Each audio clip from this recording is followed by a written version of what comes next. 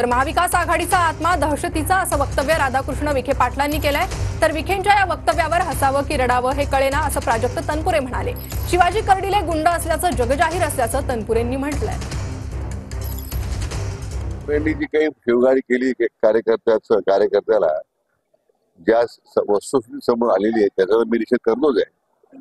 पण महाविकास आघाडीचा खरा मूर्ख जो आहे तो आता लोकांसमोर त्या मूर्खाच्या पलीकडे काय आहे हे वास्तव आता जनतेसमोर आलेला आहे। उगाच एखादी क्लिप आणून भांडवल करायचा त्यांचा केविलवाणा प्रयत्न आहे। पण मात्र शिवाजी कर्डिले ही किती गुंड आहेत, किती धमकावतात लोकांना, हे कोणी एखाद्या क्लिपनी सांगायची गरज नाही। हे अत्यंत जगजाहीर आहे।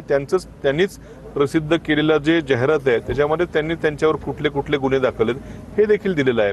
त्यामुळे अशा माणसांनी आमच्यासारख्यावरती काहीतरी आरोप करणे हे हास्यास्पद त्या ठिकाणी आहे। दुसरीकडे विखे पाटील देखील म्हणतायत की तनपुरेंचा जो इतिहास आहे तो असाच आहे, निवडणूक आली की दमदाटी करायची, दहशत करायची। आता मला ह्याच्यावर जी हसू का रडू हे कळेल ना, असं काय याच्यावरती प्रतिक्रिया देखील मी देऊ शकत नाही।